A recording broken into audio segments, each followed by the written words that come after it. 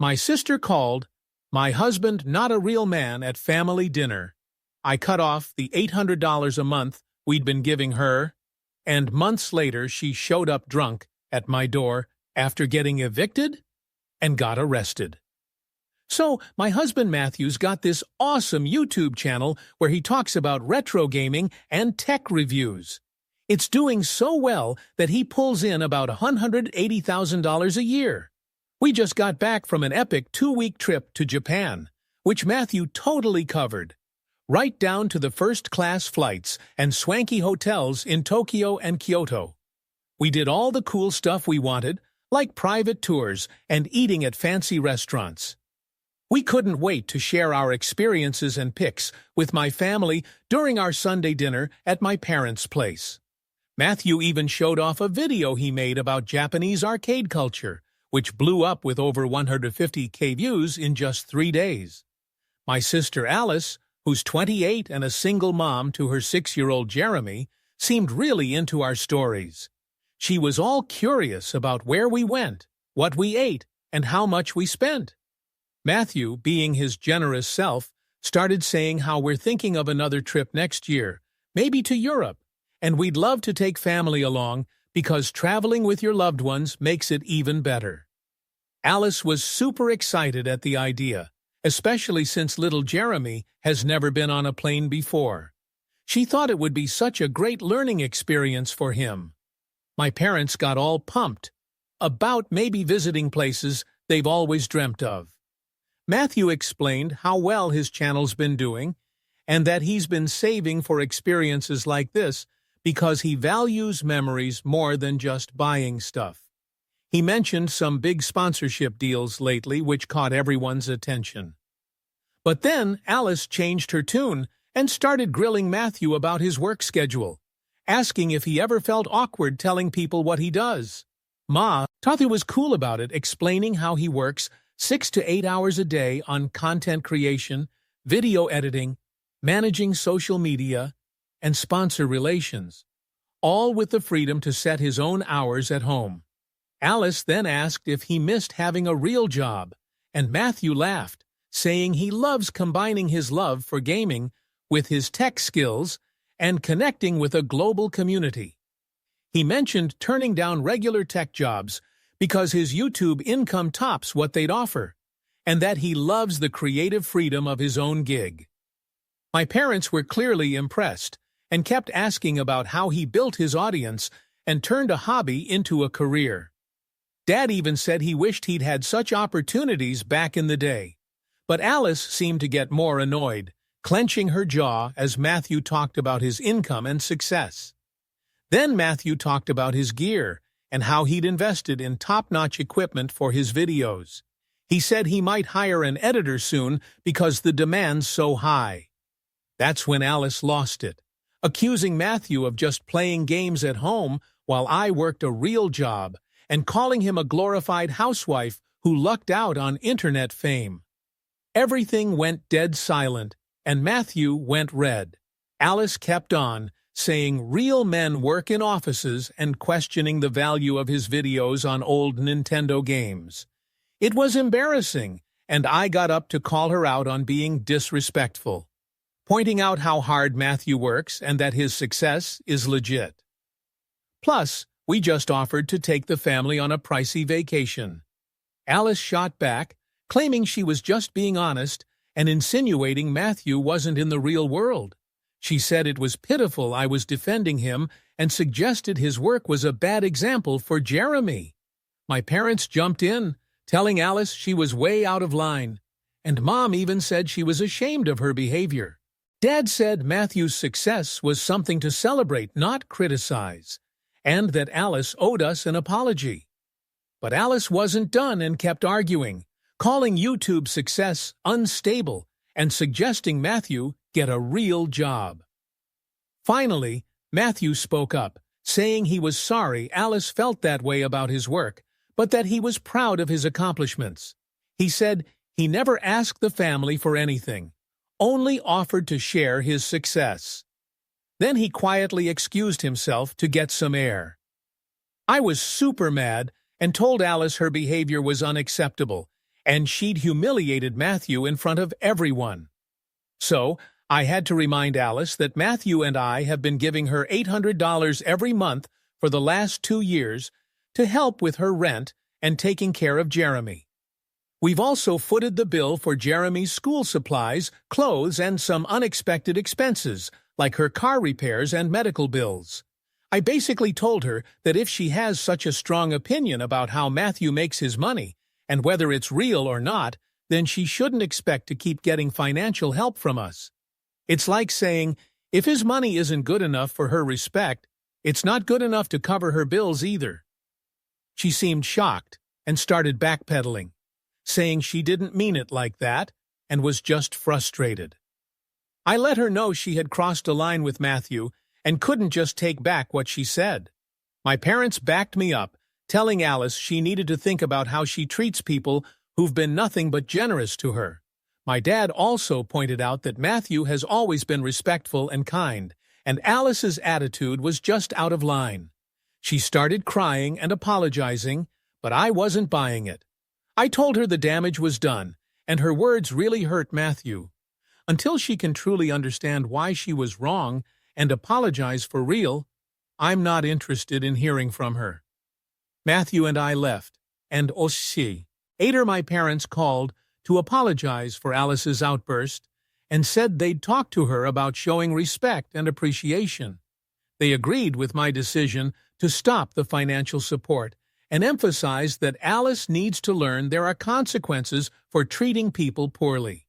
Alice has been texting me nonstop, saying she's sorry and was just having a bad day. But she hasn't apologized to Matthew directly, which is a big deal. She's going on about needing the money for Jeremy, but honestly she should have considered that before badmouthing Matthew's career in front of everyone. Matthew's not mad anymore and gets that Alice is probably going through a rough patch, but it still hurt him. I'm not ready to just let it go either. That $800 a month was money we could have saved or used for our own stuff. And if Alice doesn't appreciate it or respect where it's coming from, then I don't see why we should keep giving it. People have been asking about Matthew's YouTube channel, but he wants to stay private, so we're keeping it that way. Now, 2 days later, I've been reading through comments and noticed some folks think I didn't defend Matthew enough during dinner, suggesting I let Alice ramble on too long. But honestly, when Alice first started with her questions, they didn't seem aggressive. Matthew was answering them calmly, and it felt like a normal conversation. It wasn't until she started making snarky comments that I realized she was out to get him. As soon as she called him a glorified housewife, I jumped in to defend him. It all happened really fast, and I did stand up for him. Some people think I'm making excuses for Alice or should cut her off completely, but I feel like the financial cutoff was the right move because it's directly tied to her complaints. Completely cutting contact is tough because Jeremy is caught in the middle and he's innocent. Alice is his only parent since his dad's not around. I've clearly told Alice she needs to apologize directly to Matthew and mean it, not just a sorry you were offended type of thing. Until she does, we can't move forward, and the money is off the table. Matthew's been understanding about it all, but I know he was really hurt. He's been focusing hard on his videos to cope. So, here's the scoop. During dinner lately, he's been way quieter than usual. I think Alice's snarky comments about his job not being real have really hit a nerve, even though deep down he knows she's off base. Meanwhile, my folks have been on our case, calling to check up on us. They've made it super clear to Alice that her behavior was totally out of line. My mom even mentioned that Alice keeps trying to backtrack, saying she didn't mean it and was just stressed about her own stuff. But my parents aren't buying any of it. They flat out told her that being frustrated doesn't give her a free pass to lash out at people who have been supporting her. I'm sticking to my guns about the money and wanting a genuine apology. Alice didn't seem to mind Matthew's so-called fake money while she was getting help from us for 2 years. She didn't hesitate to get hyped about a vacation he'd pay for, either. So her sudden criticism about his job Seems more like jealousy and bitterness talking. Fast forward 6 months, and update 2. Alice got kicked out of her place last week and showed up at my door at 11:30 p.m. on a Wednesday. She had Jeremy with her, pleading for a place to crash because they had no other options. She was in tears, claiming she'd tried everything and was desperate, while poor Jeremy looked half asleep and totally confused. Turns out, once I quit giving her $800 a month, she couldn't handle rent and fell behind for several months, even with my parents pitching in with emergency Mona. Here and there, she just couldn't make ends meet. She was waiting tables but couldn't get enough hours to cover all her bills. When she asked our parents for more cash, they laid down the law. No more help unless she apologized to Matthew and took some responsibility. Alice never did that. Instead, she spent 6 months grumbling about how Matthew and I supposedly ditched her and Jeremy over a supposed misunderstanding. She kept insisting we should help, despite the fiasco at dinner. My parents were willing to cover some immediate needs for Jeremy, like food and school supplies, but they drew the line at more significant expenses until she owned up to her actions. So, Alice turns up and starts saying how Jeremy needs stability and has been through enough. She argues it would be cruel to make him suffer for her screw-ups. She tried to guilt-trip us, saying we had the room and it'd only be temporary until she got back on her feet. She promised to make things right with Matthew if we helped her out. I told her that while I felt sorry for her situation and hated to see Jeremy caught in this mess, she's had half a year to make amends.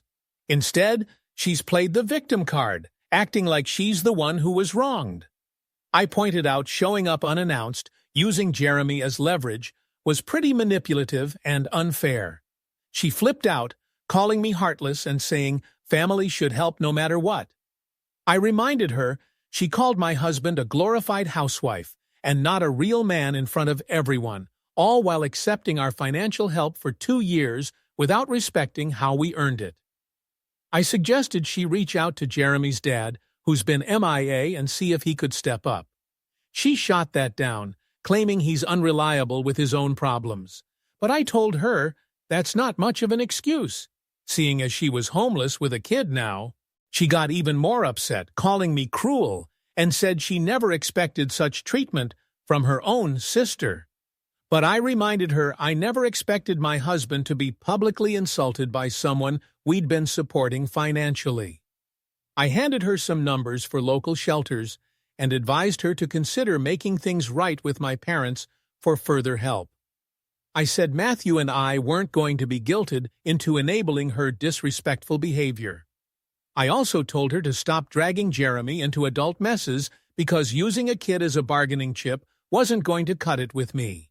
Alice stormed off, angry and in tears, and has been texting me nonstop, calling me heartless and predicting I'll regret this if something happens to Jeremy.